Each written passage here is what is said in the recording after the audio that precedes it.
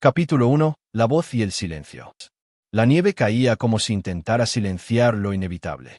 Una noche de miércoles, Arras Lake Tahoe brillaba con sus luces de neón, invitando al juego y al glamour, mientras en el escenario del showroom, Frank Sinatra Jr., de apenas 19 años, afinaba la voz que había heredado.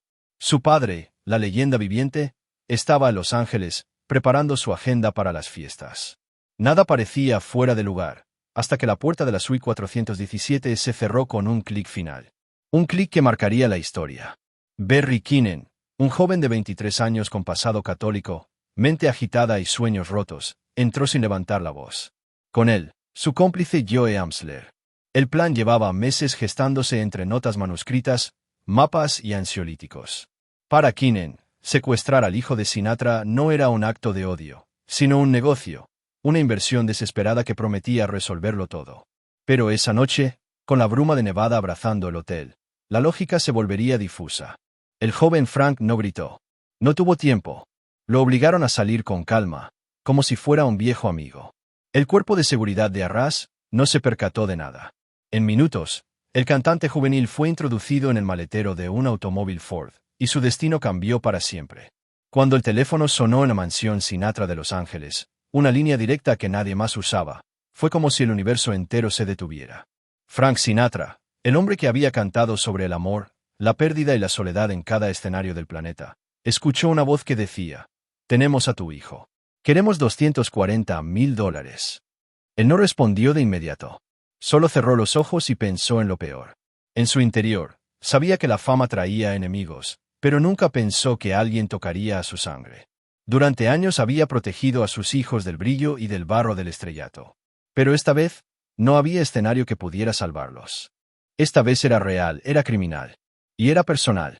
Esa misma noche, la FBI entró en acción. Agentes del buró, reporteros ávidos, paparazzi sin escrúpulos y viejos conocidos del Rat Pack comenzaron a girar alrededor del suceso como buitres en un cielo ya cargado de dudas. El país entero se detuvo para mirar a la familia Sinatra. Y mientras tanto, en una casa alquilada en las colinas de Los Ángeles, Frank Jr. yacía atado, escuchando cómo sus captores discutían sobre dinero y redención. Los días siguientes serían un carrusel de llamadas codificadas, bolsas de dinero, errores improvisados, y una presión que ni siquiera el apellido Sinatra podía desviar. Pero también serían una lección brutal sobre qué significa ser un icono en un mundo donde la fama no es solo admiración, sino también vulnerabilidad. Porque en América, incluso los hijos de los ídolos pueden desaparecer. Capítulo 2. Un padre en guerra. Frank Sinatra no era un hombre cualquiera. Había cantado en la Casa Blanca, llenado teatros desde Nueva York hasta Las Vegas, sobrevivido a los escándalos de la prensa y los rumores de la mafia. Pero nada, ni siquiera la Guerra Fría que cantaba con sarcasmo en sus letras, lo había preparado para una llamada que convertía su apellido en rehén. En su mansión de Beverly Hills, aquella noche de diciembre, Sinatra lanzó el auricular contra la pared. No gritó. Caminó en silencio hasta el bar, sirvió un vaso de whisky y lo sostuvo sin beber. Miró al vacío como si la oscuridad pudiera devolverle a su hijo. Era Frank Sinatra, la voz, pero ahora solo escuchaba el eco del miedo. Llamó a su abogado. Luego al jefe del FBI en Los Ángeles. No confiaba en muchos, pero sabía que esta vez no podía hacer las cosas a su manera. En menos de una hora, la casa se llenó de hombres con trajes grises, portapapeles y miradas frías. Hablaban en términos clínicos: negociación controlada, prioridad nacional, protocolo de intervención. Pero nada de eso aliviaba el dolor que le apretaba el pecho. «No vamos a correr riesgos», dijo el agente principal, un tal William E. Brown, con voz firme. «Queremos que el muchacho vuelva vivo. Y eso implica seguirles el juego». «¿Juego?», dijo Sinatra. «Esto no es un juego, agente. Es mi hijo». Brown lo miró con una mezcla de respeto y distancia. Sabía con quién trataba, pero también entendía que las emociones eran el mayor enemigo en un caso como este. Mientras tanto, en una casa alquilada en las afueras de Los Ángeles, Barry Kinnan repasaba su plan una vez más. Había escrito todo en un cuaderno, detallado con una precisión obsesiva: tiempos de llamadas, puntos de entrega, rutas de escape. Pero algo no encajaba. Joe Amsler estaba empezando a ponerse nervioso. El secuestro había salido demasiado fácil, y eso lo inquietaba. «¿Y si lo buscan por aire?», preguntó Joe mientras miraba por la ventana. Ya es tarde para arrepentirse, dijo Keenan. Solo tenemos que mantenernos fríos. Él no va a hablar. No puede ver. Y su papá va a pagar. Siempre paga. Frank Sinatra Jr., atado a una silla en una habitación sin ventanas, escuchaba cada palabra. Intentaba mantener la calma, recordando los consejos de su padre sobre la fama, el autocontrol y la dignidad. Pero en ese momento, lo único que sentía era un vacío helado en el estómago. ¿Qué quieren de mí?, preguntó al fin, con voz firme pero tensa. Nada que tú puedas dar, respondió Keenan. Tu apellido es el billete. Nada más. El segundo día, llegó la instrucción. El dinero debía ser entregado en un lugar remoto cerca de Sepúlveda Boulevard. Una bolsa con billetes marcados, sin acompañamiento policial. El FBI fingió dudar, pero en realidad ya había preparado cada paso. Micrófonos ocultos, rastreadores en el maletín, vigilancia aérea. Pero Sinatra insistió. Si lo tocan, si le pasa algo, juro que yo mismo los mato. La presión mediática era insoportable. Reporteros acampaban frente a su casa, helicópteros sobrevolaban el vecindario, y los rumores se multiplicaban, que había sido un ajuste de cuentas, que la mafia estaba involucrada, que todo era una farsa publicitaria. Pero la verdad era más cruda. El hijo de una leyenda había sido secuestrado por dos jóvenes desesperados y erráticos. Y mientras las horas se estiraban como cuchillas, la nación entera contenía el aliento. No por Frank hijo, quizá, sino por el hombre que le había cantado al alma americana durante décadas.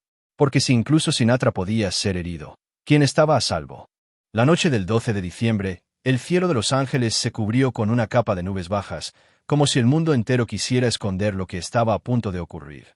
La bolsa con los $240,000 estaba lista, billetes pequeños, marcados con un sistema de rastreo primitivo. El FBI había dispuesto un protocolo estricto. Nada de improvisaciones, nada de emociones. Pero eso, con Frank Sinatra mirando cada segundo, era imposible. Lo entregaré yo mismo si hace falta, dijo Sinatra, sin titubeo.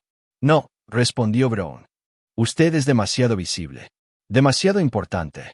Si se filtra, podrían matarlo a él, o a usted. El conductor designado fue un agente del FBI encubierto, disfrazado como empleado de confianza del cantante. Condujo por las autopistas oscuras de la ciudad, siguiendo las instrucciones telefónicas de los secuestradores. Cada parada era un juego de nervios. Cada esquina, una posible emboscada. Capítulo 3. Dinero por silencio. Barry Keenan, desde una cabina telefónica, daba órdenes como si fuera un general en guerra. Pero su voz empezaba a temblar. La ansiedad, la culpa, las pastillas que tomaba para mantener la fe, todo comenzaba a fusionarse en una niebla peligrosa. Amsler lo notó. Y por primera vez, dudó en voz alta. ¿Y si no lo entregamos? ¿Y si tomamos el dinero y desaparecemos? No podemos, dijo Keenan, mordiéndose el labio. Esto tiene que terminar. Y rápido. A las 9:12 de la noche, el agente dejó la bolsa en un punto convenido de una autopista secundaria. La tomó un tercer cómplice, John Irwin, que apenas sabía manejar la tensión. Durante horas había estado bebiendo para calmar los nervios. Cuando recogió el dinero, casi se cayó del auto. Mientras tanto, en una colina cercana, una unidad del FBI observaba con prismáticos. Tenían placas, modelos de vehículo, descripciones. Pero no podían intervenir aún. La prioridad era una sola, la vida de Frank Sinatra Jr. A las 11:45 de la noche, el joven fue liberado en una estación de servicio cerca de Bel Air. Tenía los ojos vendados, pero aún podía sentir la vibración del motor de los coches que pasaban. Cuando escuchó que uno de sus captores decía, «Estás libre, chico», no supo si creerlo. Tardó varios minutos en caminar. Le temblaban las piernas. No sabía si debía correr o quedarse quieto. Finalmente, entró a la estación, con la ropa arrugada y la voz baja. «Soy hijo de Frank Sinatra. Fui secuestrado. Debo contactar a mi padre». El empleado, un hombre mayor de gafas gruesas, dejó caer la taza de café. La noticia voló como fuego sobre pasto seco. En menos de una hora, el país entero sabía que el hijo de Sinatra estaba a salvo. Las radios interrumpieron su programación habitual, los periódicos preparaban ediciones especiales, y en la mansión de Beverly Hills, Frank Sinatra lloró por primera vez en años. «¿Está bien?», preguntó, con voz rota. «Está vivo», dijo el agente Brown. «Y eso es todo lo que importa». Pero el alivio duró poco. El siguiente paso era cazar a los responsables. Y lo que el FBI no sabía entonces era que Keenan y sus cómplices no eran criminales profesionales, sino amateurs llenos de contradicciones, errores y miedo. Y en los días siguientes, el rastro del dinero, las declaraciones contradictorias y una serie de decisiones absurdas los arrastrarían hacia la caída inevitable. Porque en los Estados Unidos de 1963, nadie podía esconderse de la justicia. Ni siquiera los que, como Barry Keenan, creían que Dios les había dado permiso para delinquir. Capítulo 4. Cae el telón. Barry Keenan no era un criminal. Al menos no en el sentido clásico. No usaba armas. No tenía historial. Y, sin embargo, en las horas posteriores a la liberación de Frank Jr., cada decisión que tomó lo hundió más profundamente en la red de su propia tragedia. El 13 de diciembre, apenas unas horas después de haber recibido el rescate, Keenan y Amsler se separaron. Él creyó que dividirse haría más difícil ser atrapados. Pero cometió un error fatal.